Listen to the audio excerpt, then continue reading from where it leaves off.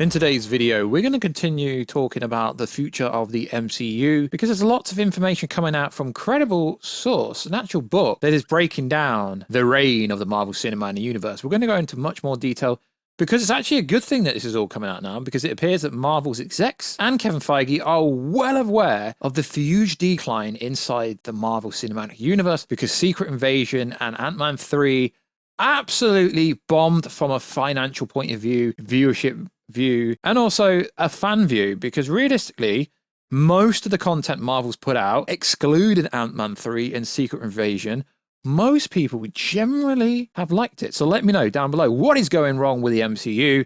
I don't really buy into the fact that it's a female agenda and it's females leading the way. Nah, it's always down to a bad storytelling point of view, or when something declines. It doesn't really matter that they appear to be pushing a female agenda, which I don't actually believe. There is female superheroes, there's male superheroes. I just think the storytelling's been pretty bad. Too many last minute changes, etc. So we're going to break down exactly what is going on inside Marvel. And it's actually a good thing that it's coming out because they have time to change it. They can mix things up. And I don't think throwing Secret Wars out is going to change anything, because they need to get to that part first. So, yo, what is freaking good, YouTube? What's you here? If you are new around, make sure to never miss any of the Kaiju, Monsterverse, Marvel, DC-based content that I try to cover on a daily basis. Good, subscribe to the channel, turn notifications on, and let me know down below what the freaking hell is going on. So, as we said recently, we've done a video on it. We briefly went over it based on a book called The MCU, The Reign of Marvel Studios. Author Joanna Robinson recently appeared on the Watch podcast and shared massive insights about what the freaking hell is going on with Marvel. And we broke it down in a video in much more depth. But I wanted to touch upon 2 points and 2 articles that I've come across. Marvel Studios was shook by the negative response to Ant-Man and the Wasp: Quantumania. See, what is interesting, if you actually listen to the podcast, it said that it's actually kind of sad because Chadwick Boseman sadly passed away. It essentially said the face of Marvel was going to be Chadwick Boseman playing Black Panther, Tom Holland Spider-Man, Doctor Strange Benedict Cumberbatch, and Captain Marvel Brie Larson. That was realistically the future Kevin Feige set up. But due to sad circumstances of Chadwick passing away, they've had to make changes to, obviously, Black Panther being the leader of the Avengers and leading everything. They had to make huge changes to Black Panther 2. And even though Captain Marvel turned over 1.1 billion, she's been received very poorly. So Marvel's in a disarray because they were setting up characters that already existed throughout Infinity War and Endgame to go forward. But outside of Tom Holland Spider-Man and Benedict Cumberbatch Doctor Strange, they're in trouble. So let's break it down. Some intriguing new details have been revealed about Marvel Studios' confidence in Ant-Man 3 prior to the movie coming out. It's interesting because they thought the movie was going to bang, but it didn't. So, Ant-Man and the Wasp: Quantumania was supposed to kick off Phase 5 in a style introducing Kang the Conqueror and finally revealing the secrets of the Quantum Realm. It essentially did, but I think they're going to dive more into that during the Fantastic Four. While the movie did those things, over-reliance on the volume and bizarre ending meant it was ultimately a major disappointment. So the movie made at the box office $476 million, the lowest Marvel box office in a very long time, even if you factor in what happened with Eternals and Shang-Chi, and they came out post You Know What Happened in the World. We know the ending was reshot before it came out. And we reported this on the channel that there were huge reshoots. The ending was changed massively.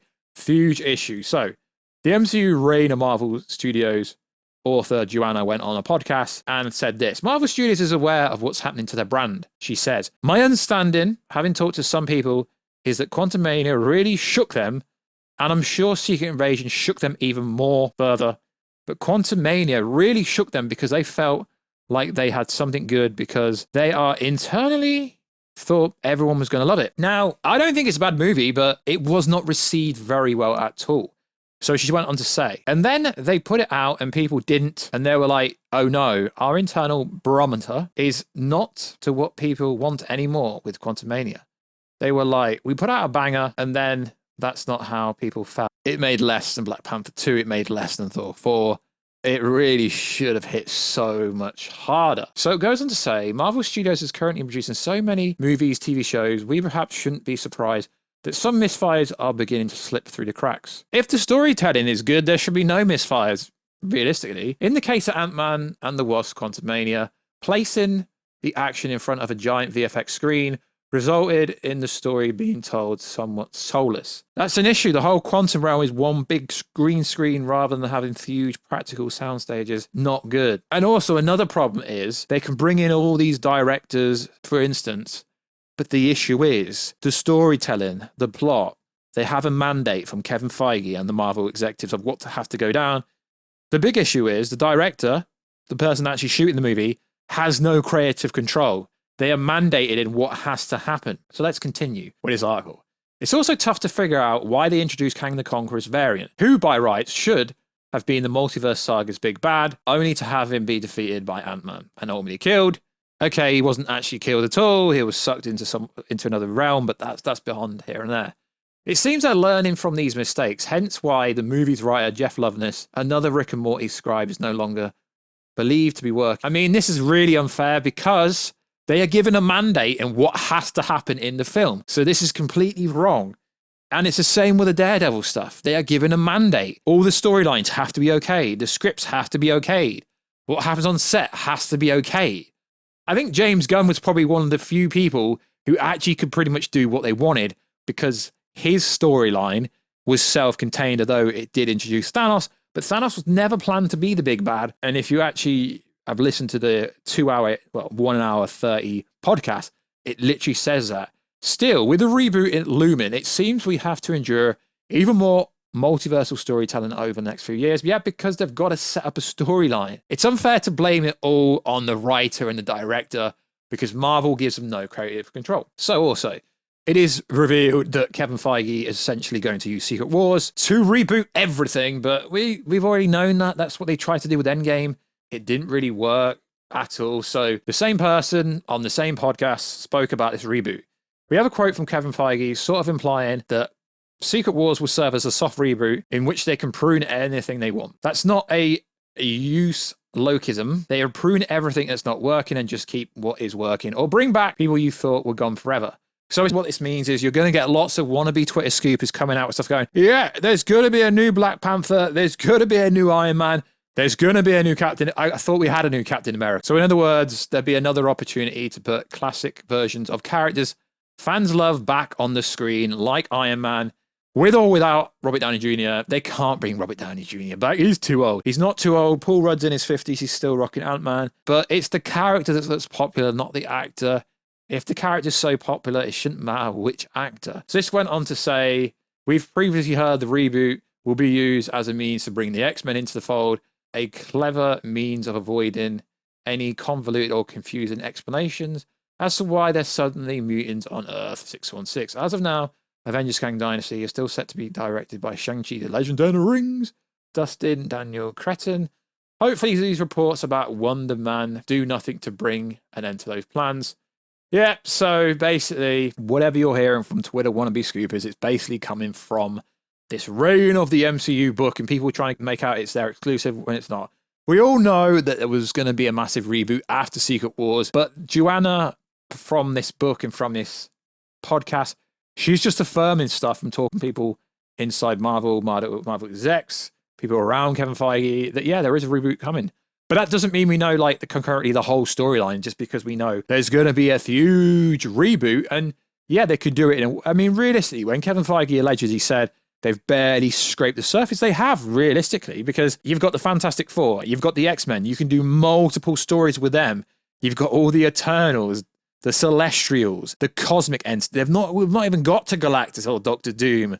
There's so much potential. But the problem is, you need to keep the audience retention. What do I mean by that? You need to keep the audience coming back and coming back. Doing pointless shows. Like, I hate to say it, I don't hate to. Miss Marvel TV show was pointless. The only good shows we've had so far are Loki, WandaVision. That's it.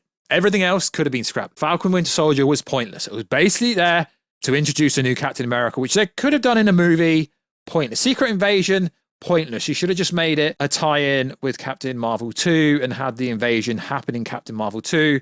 Although Secret Invasion is a prelude to Captain Marvel 2, it should have just been a Skrull invasion, realistically, Captain Marvel 2. But it is what it is. So it is interesting that internally, Marvel know they can't mess up because they're starting, I wouldn't say they're starting to lose money because they've made that much money over the last 10 years that they could afford to lose money on the next couple of projects and still be fine and still keep the lights on. Like, you don't realize how Endgame made over 2 billion, well, grossed over 2 billion. So as Spider-Man No Way Home, although it's not their movie, they still got a chunk of that. So Marvel is still good money-wise, but they don't want to lose the audience because then they will really start losing money in merchandise sales, etc. So it's cool there's going to be a major reboot and some of the characters and some of the same actors will survive. I'm expecting Tom Holland Spider-Man to be around for 10 years, the likes of Doctor Strange, the likes of Tom Hiddleston Loki. I don't think any of these fan favorites will be going anywhere. But they need the threat. They need the storylines to be meaningful. So fan favorites will need to be killed off.